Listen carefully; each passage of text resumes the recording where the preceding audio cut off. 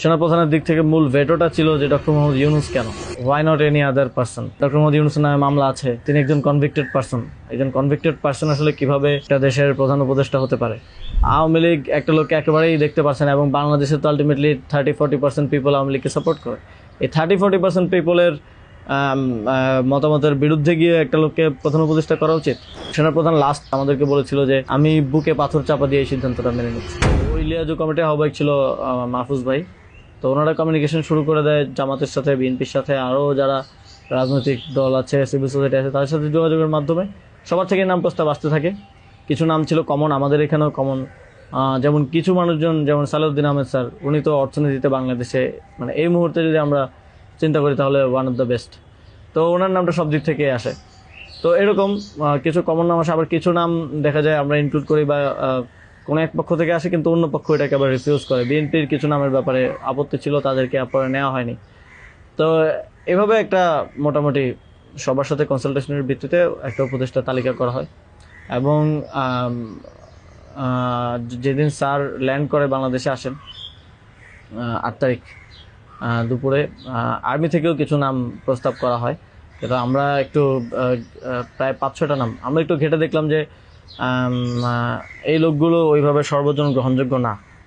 এবং আরেকটা সমস্যা হচ্ছে তাদের অনেকেরই হয় না যে সফট আওয়ামী লীগ অ্যান্ড আওয়ামী লীগের সিভিল সোসাইটি হিসেবে পরিচিত, অথবা তাদের ব্যাকগ্রাউন্ডটা একজন আর্মি অফিসিয়ালসের নাম ছিল সেখানে, এক্স আর্মি অফিসিয়ালস।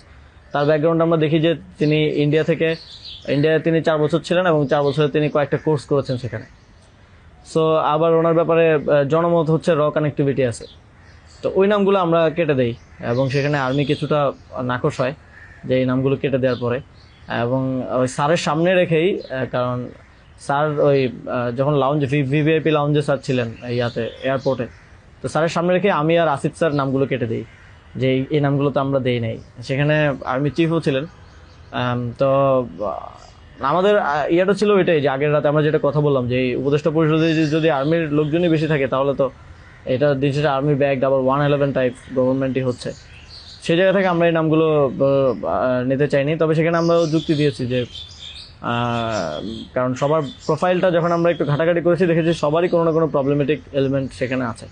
হয় তার র কানেক্টিভিটি হিসেবে জনমত আছে, মানুষের মধ্যে গুঞ্জন আছে, অথবা তার আওয়ামী লীগের সিভিল সোসাইটি হিসেবে পরিচিতি আছে। তো এই ধরনের একটা বিষয় ছিল ওই 5-6টা নামের মধ্যে, যে কারণে আমরা সবগুলো নামই প্রায় কেটে দিই। শুধু একটা নাম আমরা রেখেছিলাম, সিএসটি উপদেষ্টা যিনি আছেন, কারণ আমাদের কাছে মনে হচ্ছে ওইটা সেন্সিটিভ জায়গা, এবং দেশের এরকম একটা ট্রানজিশন টার্মাল সিচুয়েশনে যেহেতু আর্মি পুরোপুরি আমাদের পার্বত্য অঞ্চলের সমস্যাগুলো ডিল করে, তো সেখানে তাদের কথাটা রাখা উচিত। সেই জায়গা থেকে ওনার নামটা আমরা রাখি, শুধু আর্মির প্রপোজাল থেকে বাকিগুলো কেটে দেওয়া হয়। তো এভাবেই একটা এবং এছাড়াও আরেকটা ইয়ে ছিল যে 6 তারিখ আর্মির সাথে আমাদের একটা বৈঠক হয়, 3 বাহিনী প্রধান, তারপর রাষ্ট্রপতি, প্রায় 4 ঘন্টার একটা বৈঠক হয়। যেটার মূল কথাটা ছিল যে সেনাপ্রধানের দিক থেকে মূল ভেটোটা ছিল যে ডক্টর মোহাম্মদ ইউনূস কেন, why not any other person. তো আমরা আমাদের জায়গায় অ্যাডামেন্ট ছিলাম, বিকজ আমরা তো 5 তারিখ রাতেই ঘোষণা দিয়ে দিয়েছি যে doctor Mohammad Yunus will be the chief adviser of the next interim government. এবং সেটা এক ধরনের বৈপ্লবিক কায়দায় আমরা ভিডিও বার্তা দিয়ে ঘোষণা দিয়ে দিয়েছি, আমরা কোনো নিয়মের কিংবা সংবিধানের তোয়াক্কা সে সময়টাই করে নেই। কিন্তু উনি বারবার বলার চেষ্টা করছিলেন যে ডক্টর মোহাম্মদ ইউনূসের নামে মামলা আছে, তিনি একজন কনভিক্টেড পার্সন।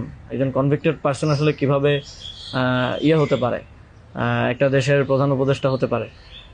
তো আমরা যখন এগুলো ডিবাঙ্ক করতেছিলাম কথাগুলোকে, যে এগুলো তো আওয়ামী লীগের সময়ের পলিটিক্যালি মোটিভেটেড মামলা, এই মামলা তো দেখা গেছে সবার নামে পাওয়া যাবে, আমাদের নামেও আছে। তো এটা বলার পর আবার ওনারা আরেকটা কথা বললেন যে সোসাইটির একটা বড় অংশ তো আসলে ওনাকে হেট করে, এবং বড় অংশ বলতে উনি তখন সরাসরি বলেছেন যে আওয়ামী লীগের অন্তর্বর্তীকালীন সরকারটা তো সবার কাছে গ্রহণযোগ্য হতে হবে। এখন আওয়ামী লীগ তো ডক্টর মোহাম্মদ ইউনূসকে 2 চোখে দেখতে পারে না, একদম অপছন্দ করে। তো এখন এই আওয়ামী লীগ একটা লোককে একেবারেই দেখতে পারছে না, এবং বাংলাদেশে তো আলটিমেটলি 30-40% পিপল আওয়ামী লীগকে সাপোর্ট করে। এই 30-40% পিপলের মতামতের বিরুদ্ধে গিয়ে একটা লোককে প্রধান উপদেষ্টা করা উচিত। তো আমরা তখন বললাম আওয়ামী লীগ এমন কিছু না যেটা নিয়ে এখন আমাদের কনসার্ন হওয়া উচিত। আওয়ামী লীগকে আমরা পরাজিত করেই এই প্ল্যাটফর্মে আসছি, এখানে আমরা বসছি। আওয়ামী লীগ কি চাইলেও না চলে এটা এখন আর ম্যাটার করে না কোনোভাবেই। কিন্তু উনি বারবার এই কথাটা ঘুরে ফিরে বলতেছিলেন যে এই সরকার তো একটা নির্বাচন আয়োজন করবে, এই জন্য বিএনপি আওয়ামী লীগ সবার কাছে এই সরকারের গ্রহণযোগ্যতা থাকা প্রয়োজন। আওয়ামী লীগ তো প্রধান ডক্টর মোহাম্মদ ইউনূসকে একেবারেই দেখতে পারে না, ওনাকে আওয়ামী লীগ মেনে নেবে না উনি আসলে। কিন্তু আমাদের কথা ছিল যে আওয়ামী লীগ তো এখন আর এই মুহূর্তে ডিসিশন মেকিংয়ে আওয়ামী লীগ ম্যাটার করে না। একটা গণহত্যা ঘটনার পরে সে কি ভাবলো বা তার কি পজিশন, দ্যাট ডাজন্ট ম্যাটার। আর এরপরও ওনারা নানা ধরনের যুক্তি দিতে পারে এবং শেষে 4 ঘন্টা এই বিষয়ের উপরে ডিসকাশন হয়। 4 ঘন্টা, আধা ঘন্টা হয়তো অন্যান্য ইস্যুস নিয়ে ডিসকাস হয়েছিল, বাট 4 ঘন্টা প্রায় 3.5 ঘন্টা এই ইস্যু নিয়ে ডিসকাস হয়। তো এখানে আসছিলাম আমি, নাহিদ ভাই, মাহফুজ ভাই আর নাসির ভাই। আর বাকি আমাদের সাথে যারা ছিল তারা বাইরে অপেক্ষা করছিল। আসিফ স্যার ছিল, তারপরে তানজিমুদ্দিন স্যারও ছিল, আরও সমন্বয়িকা ছিলেন আরও 10-12 জন, সবাই বাইরে অপেক্ষা করছিল আর কি এই 4 ঘন্টা। তো তারা বারবার 2বার হচ্ছে বিরতি দিয়ে আমাদেরকে আবার ভাবতে বলে আবার চলে যেত, আবার এসে আবারও একই জায়গা থেকে কথা শুরু করতো। মানে আমরা বুঝতে পারছিলাম যে ডক্টর মোহাম্মদ ইউনূসকে এখানে এস্টাবলিশমেন্ট কোনোভাবেই চাচ্ছে না। আর আমাদের কথা ছিল আমরা ঘোষণা দিয়ে দিছি এবং আমরা এক ধরনের হুমকি সুরে সেখানে বলি যে যদি এটা রাষ্ট্রীয়ভাবে না হয়, যদি রাষ্ট্রপতি ঘোষণা না দেয় ডক্টর মোহাম্মদ ইউনূসকে প্রধান উপদেষ্টা হিসেবে, তাহলেও আমাদের কিছু যায় আসে না, কারণ আমরা অলরেডি ঘোষণা দিয়ে দিয়েছি। আমরা আমাদের তৈরি করা উপদেষ্টা পরিষদ নিয়ে শহীদ মিনারে গিয়ে শপথ নিব। এই হুমকিটা দেওয়ার পরে তারা একটু মানে নড়েচড়ে বসে এবং তারা গিয়ে রাষ্ট্রপতির সাথে ডিসকাস করে আসে।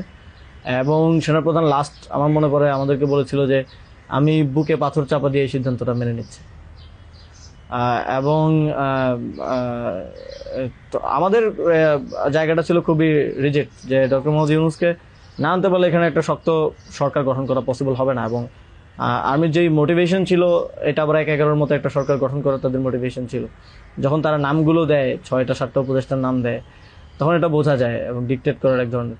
তো আমরা যদি এখানে অন্য কাউকে নেই যার পার্সোনালিটি এত স্ট্রং না, তাহলে আলটিমেটলি আমরা আসলে অন্য কারো দ্বারাই পরিচালিত হব, ড্রিভেন হব। এই সরকারটা আত্মনির্ভরশীল একটা স্বতন্ত্র সরকার হতে পারবে না। তো তারপর তো ঘোষণা দেয়, রাষ্ট্রপতি ঘোষণা দেয় ডক্টর মোহাম্মদ ইউনূসকে প্রধান উপদেষ্টা হিসেবে 6 তারিখে, এবং 8 তারিখ হচ্ছে পরবর্তী উপদেষ্টা পরিষদটা গঠিত হয়। 8 তারিখ শপথ অনুষ্ঠানটা হয়।